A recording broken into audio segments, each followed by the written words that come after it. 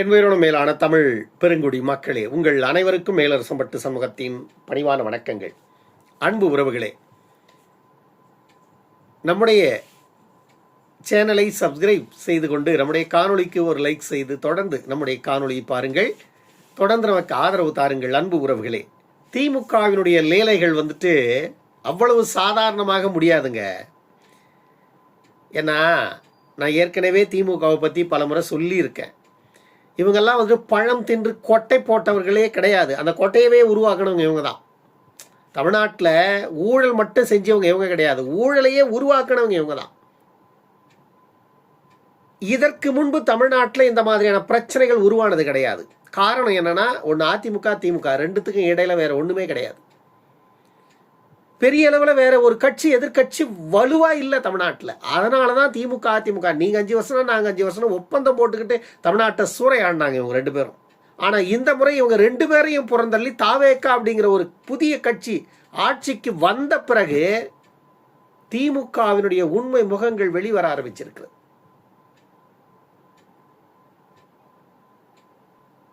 செந்தில் பாலாஜியுடைய தம்பி அசோக் குமாருங்க, இவருக்கும் அரசியலுக்கும் சம்பந்தமே இல்லாத மாதிரி தான். இது வரைக்கும் பொதுத்தளத்துல சாமானிய மக்களுக்கு அசோக் குமாரினுடைய முகமே பல பேருக்கு தெரியாது.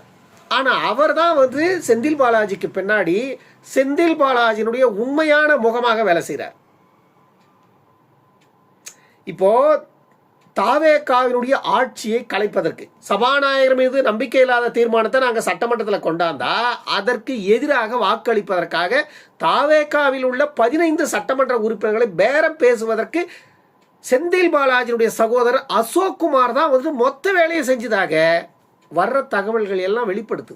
ஏற்கனவே இந்த வழக்கில் 11 பேர் கைது செய்யப்பட்டிருந்தார்கள். நேற்று 12வது நபராக ஒரு நபரை கைது செய்திருக்கிறது தமிழக காவல்துறை.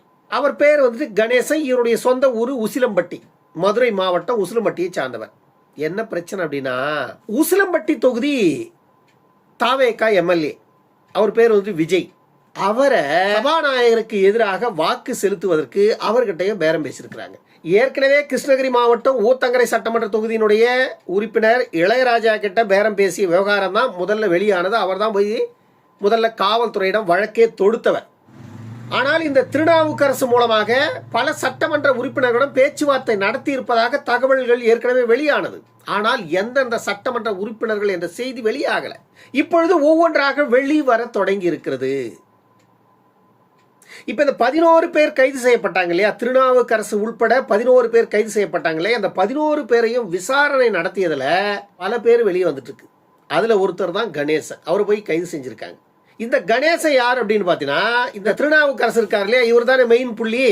இவர் தான் 5 கோடி கமிஷன் ஒவ்வொரு சட்டமன்ற உறுப்பினர்களை கொண்டு வந்து சேர்த்தா 5 கோடி கமிஷன் பேசினவர் திருநாவுக்கரசு. ஒட்டுமொத்தமா 35 கோடி ஒரு சட்டமன்ற உறுப்பினருக்கு, அதுல 5 கோடி திருநாவுக்கரசுக்கு கமிஷனு, மீதி 30 கோடி சட்டமன்ற உறுப்பினருக்கு.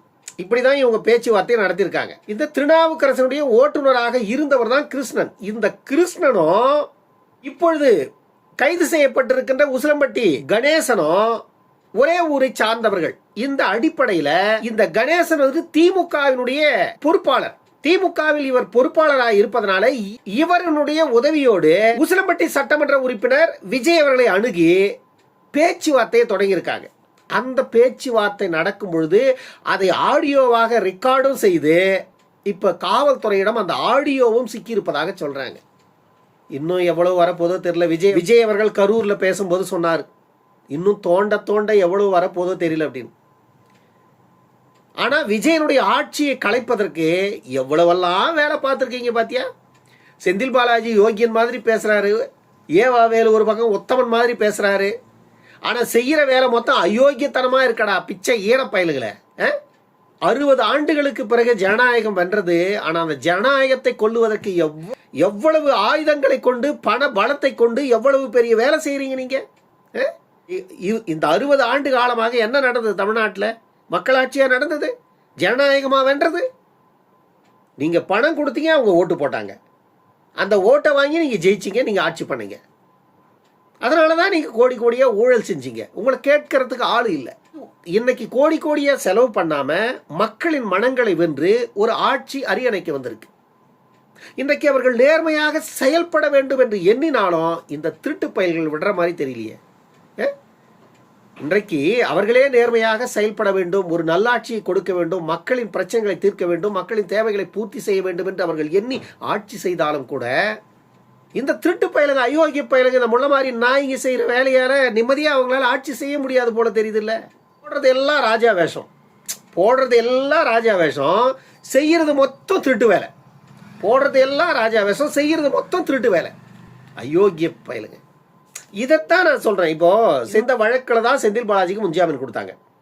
இந்த வழக்கில் தான் 10 நாட்களாக செந்தில் பாலாஜி தலைமறைவாக இருந்து, அசோக்குமாரும் தலைமறைவாக இருந்து, ஒரு 7 நாட்களுக்கு முன்பு சென்னை உயர்நீதிமன்றத்தில் முன்ஜாமீன் பெற்றாங்க. முன்ஜாமீன் பெறும்பொழுதே இவர்களுக்கு கண்டிஷன் பெயில் தான் கொடுக்குது நீதிமன்றம். திருவல்லிக்கேணி காவல் நிலையத்தில் காலை மாலை 2 வேளையும் போயிட்டு நீங்கள் சைன் பண்ணணும் அப்படின்னு சொல்லி தான் இவங்களுக்கு முன்ஜாமீன் கொடுத்தாங்க. ஆனால் ஒரு நாளும் போயிட்டு அந்த காவல் நிலையத்தை சைன் பண்ணலை இவங்க. இப்போ நீதிமன்றம் இது வரைக்கும் என்ன செஞ்சிட்டு இருக்கு நான் கேட்குறேன். இதை காவல்துறை இது வரைக்கும் என்ன செஞ்சிட்டு இருக்கு? உடனடியாக நீதிமன்றத்துக்கு இவங்க தகவல் கொடுக்கணும். இல்லை, தகவல் கொடுத்தா என்ன ஆகும்? நீதிமன்றம் இவருடைய ஜாமீனை ரத்து செய்யும் முதல்ல. அப்போ ஜாமீன் ரத்து பண்ண அடுத்த நடவடிக்கை என்னவா இருக்கும்? இவங்களுக்கு பிடிவாரண்ட் போகும். பிடிவாரண்ட் போனால் அடுத்த நாள் இவங்களை பிடிச்சிட்டு போய் உள்ள போட்டு நங்கலாமல்ல. ஏன் இவர் மீது நடவடிக்கை எடுக்க காவல்துறை இவ்வளவு தாமதிக்குது சொல்லுங்க? இல்லை, இந்த அரசு தான் ஏன் இவ்வளவு யோசிக்குது? தமிழ்நாட்டில் மாதிரி ஒரு கேவலமான அரசியல்வாதிகளை வேற எங்கேயுமே பார்க்க முடியாது. ஏன்னா இங்கே தான் திமுக இருக்கு. இங்கே தான் கருணாநிதி இருந்தார், இங்கே தான் ஜெயலலிதா இருந்தாங்க, இங்கே தான் சசிகலா இருந்தாங்க, இங்கே தான் 2G ராசா இருந்தாரு, இங்கே தான் கனிமொழி இருக்காங்க, இங்கே தான் மு.க. ஸ்டாலின் இருக்காரு, இங்கே தான் உதயநிதி ஸ்டாலின் இருக்காரு. இந்த மாதிரி மொத்த திருடர்கள் கூடாரமும் இங்கே தான் இருக்கு. அப்போ அடுத்த தலைமுறை அரசியல்வாதிகளும் அதுக்கு தகுந்த மாதிரி தானே இருப்பாங்க. 2G ஸ்பெக்ட்ரம்ல 2500 கோடி ரூபாய் ஊழல் செஞ்சுட்டு ஆராசா எவ்வளவு சொகுசா இன்னைக்கு இருக்காரு. மேடைக்கு ஏறி எந்த அளவுக்கு பேசுறாரு. சமீபத்தில் அவருடைய ஒரு ஆடியோ வெளிவந்தது. அந்த ஆடியோவில் அவரே சொல்லியிருந்தாரு, கலைஞர் டிவிக்கு எவ்வளவு பணம் கொடுத்தோம் அப்படின்னு அவரே சொல்லியிருந்தாரு. 2G ஸ்பெக்ட்ரம்ல தப்பு செஞ்சவங்க யாரு, தண்டனை அனுபவிச்சுட்டு இருக்கிறது யாருன்னு அவரே கேள்வி கேட்டார் அந்த காணொலியில. கட்சியை சார்ந்தவர்கள் ஒருத்தராவது என்ன வந்து பாத்தீங்களா? கனிமொழி உள்ள வந்த பிறகுதான் என்ன வந்து பாத்தீங்க. அது வரைக்கும் கட்சியை சார்ந்தவர்கள் ஒருவர் தான் என்ன வந்து பாத்தீங்களான்னு கேள்வி கேட்டிருந்தார். அப்ப 2G ஸ்பெக்ட்ரம்ல நீங்க ஊழலே செய்யல, யோகியமா இருந்தவங்க கலைஞர் டிவிக்கு இவ்வளவு பணம் நாங்க கொடுத்தோம்னு எப்படி உங்களால சொல்ல முடிஞ்சது? மக்கள் புரிந்து கொண்டால் சரி, மக்கள் புரிந்து கொண்டால் சரி. இன்னைக்கு கலைஞர் டிவி, கலைஞர் செய்திகள் இப்படின்னு ஒரு தொலைக்காட்சி இயங்குது அப்படின்னா அதற்கு மிக மிக முக்கிய காரணம் தமிழ்நாட்டு மக்கள் கிட்ட அடிச்ச ஊழல் பணம் தான். அதை தவிர வேற ஒன்றும் கிடையாது. இப்போ ஸ்டாலின் வந்து இங்க இல்லை, லண்டன்ல இருக்கிறார். குடும்பத்தோடு போய் லண்டன்ல இறங்கி ஸ்டாலினு, துர்கா ஸ்டாலினு, கிருத்திகா, அவருடைய மகன் இன்பநிதி, இப்படி எல்லாரும் லண்டன்ல இன்ப சுற்றுலா போயிட்டு இருக்காங்க. அப்படிதான் இங்க பேச்சு, இன்ப சுற்றுலா போயிருக்கிறாங்க அப்படின்றதான் இங்க பேச்சு. ஆனா அது இல்லை உண்மை. இவர்களினுடைய ஒரு மிகப்பெரிய பொருளாதாரம் லண்டன்ல ரன் ஆயிட்டு இருக்கு. மிகப்பெரிய ஒரு பொருளாதாரம் லண்டன்ல வந்து ரன் ஆயிட்டு இருக்கு. அப்பப்ப போயிட்டு எல்லாத்தையும் கண்காணிச்சுட்டு எங்கெங்க எவ்வளவு இருக்கு என்ன அப்படிங்கிற விஷயத்த கண்காணிச்சுட்டு வருவாங்க. ஏன்னா இதுக்கு மேல ஆட்சி அதிகாரமெல்லாம் அவங்களுக்கு வாய்ப்பு இல்லை.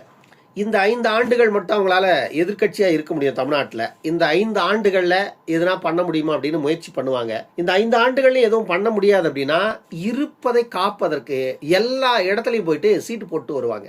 இப்ப அந்த வேலையை தான் செய்வதற்கு ஸ்டாலின் போயிருக்காரு. இன்பநிதியை கொண்டு போய் அடையாளம் காட்டுறதுக்கு போயிருக்காங்க. இதுதான் உண்மை. ஏன்னா உதயநிதி ஓகே, எங்கெங்க என்னென்ன இருக்கு அப்படின்றது இன்பநிதிக்கு தெரியணும் இல்ல.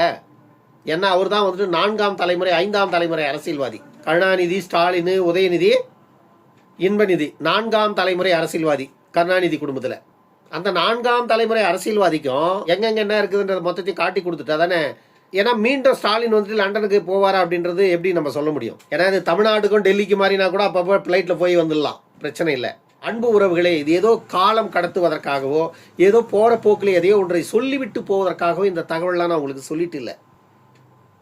திமுக அப்படிங்கிற ஒரு அரசியல் இயக்கம் தமிழ்நாட்டை அந்த அளவுக்கு சூறையாடி ஒரு 1000 குடும்பம் மிகப்பெரு வாழ்வு வாழ்ந்திருக்கு. அதுல முதன்மை குடும்பம் கருணாநிதி குடும்பம். அதற்கு பிறகு அதனுடைய கிளை குடும்பங்கள். கருணாநிதி குடும்பத்தை நம்பி ஒவ்வொரு முறையும் சட்டமன்றத்திலையும் பாராளுமன்றத்திலையும் வெற்றி பெற்றவர்கள், கிளை மாவட்டம், இப்படி எல்லா இடங்கள்லையும் பொறுப்புகளில் இருந்தவங்க ஒரு 1000-2000 குடும்பம் மக்கள் பணத்தை, அரசு பணத்தை எந்த அளவுக்கு சூறையாட முடியுமோ அந்த அளவுக்கு சூறையாடி அவங்க சேர்த்துக்கிட்டாங்க. எங்கன்னா நீங்க போய் பாருங்க, ஒரு திமுக காரன் மிகப்பெரிய டானா இருப்பான்.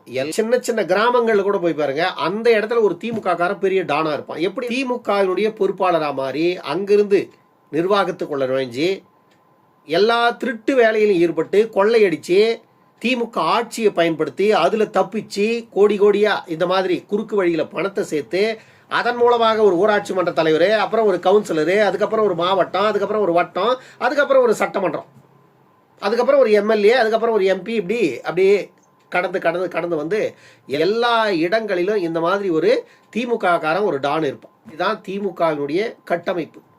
அந்த டான் வந்துட்டு சாதாரணமாக இருக்க மாட்டான், பெரிய டானாக இருப்பான். ஒவ்வொரு முறையும் தேர்தல் வரும் பொழுது கோடிக்கணக்கில் செலவு பண்ண தயாராக இருப்பான். அந்த அளவுக்கு அவனை வளர்த்து வச்சிருக்கு இந்த திமுக. ஆனால் திமுகவுக்கு ஓட்டு போடுறோம் இன்னைக்கு வரைக்கும் இதுதான், வேற ஒன்றும் கிடையாதுங்க. நீங்கள் வேணா போய் பாருங்க, அவன் சம்பாதிக்கிறது மொத்தம் மதுக்கடையில் கட்டியிருப்பான், ஓயாமல் கட்டியிருப்பான். இன்னைக்கு வரைக்கும் கட்டிட்டு தான் இருக்கான். குடும்பம் பல்கலைக்கழகம் அப்படின்னு சொல்லுவாங்க. இந்த கேடுகட்ட குடும்பம் தமிழ்நாட்டை சீரழிச்சிச்சு. 1971 தமிழ்நாட்டில் சாராயத்தை கொண்டாந்து இறக்கின கருணாநிதி இன்னைக்கு வரைக்கும் தமிழ்நாட்டு மக்கள் மூளைய மழுங்கடித்த முதல் குற்றவாளி கருணாநிதி தான். கருணாநிதி செய்த பாவம் தான் இன்னைக்கு தமிழ்நாட்டை தொடர்ந்து நாசம் பண்ணிட்டு இருக்கு. இப்போ இந்த தலைமுறை திருடர்களையும் உருவாக்கிட்டு போயிட்டார். இப்போ இந்த தலைமுறை திருடர்கள் யார் யார் இருக்காங்க? ஏற்கனவே பொன்முடி, துரைமுருகன், ஏவா வேலு, இவங்கெல்லாம் கருணாநிதி தலைமுறை திருடர்கள். கருணாநிதிக்கு திருடி கொடுத்தவங்க தான் இவங்கெல்லாம். இப்போ ஸ்டாலினுக்கு திருடி கொடுக்கறதுக்கு செந்தில் பாலாஜி போன்றவங்களாம் உருவாயிட்டாங்க. இப்போ இவரை வந்துட்டு அப்படியே ஸ்டாலினுக்கு தயார் பண்ணாங்க. அதுக்குள்ள ஆட்சி நக்கின்னு போயிடுச்சு. இப்போ இதுக்கு மேலே ஆட்சியெல்லாம் வாய்ப்பு இல்லை. ஆனால் இப்போ சம்பாதிச்சிருக்கிறத காவுந்து பண்ணுறதுக்கான வேலையே செய்கிறாங்க. டிவிகேவினுடைய அரசு எல்லாவற்றையும் கண்காணித்து இவங்களை அத்தனை பேரையும் தூக்கி உள்ளே போட்டு நசுக்காத வரைக்கும் டிவிக்கு அரசுக்கே பல தலைவலிகள் குடைச்சல்களை இவங்க தொடர்ந்து கொடுத்துட்டு தான் இருப்பாங்க. நீங்க வேணா பாருங்க என்ன நடக்குதுன்னு. நாம தொடர்ந்து கண்காணிச்சுட்டு தான் இருக்கிறோம். அன்பு உறவுகளே, இந்த காணொலி பற்றின உங்களுடைய கருத்துக்களை கருத்துரை பகுதியில் தவறாமல் பதிவு செய்யுங்க. நம்முடைய சேனலை சப்ஸ்கிரைப் செய்து கொண்டு நம்முடைய காணொலிக்கு ஒரு லைக் செய்து தொடர்ந்து நம்முடைய காணொலியை பாருங்கள். தொடர்ந்து நமக்கு ஆதரவு தாருங்கள். அன்பு உறவுகளே, இன்னொரு காணொலியில் சந்திக்கும் வரை உங்களிடமிருந்து விடைபெற்றுக் கொள்வது மேலரசம்பட்டு சண்முகம். நன்றி, வணக்கம் அன்பு உறவுகள்.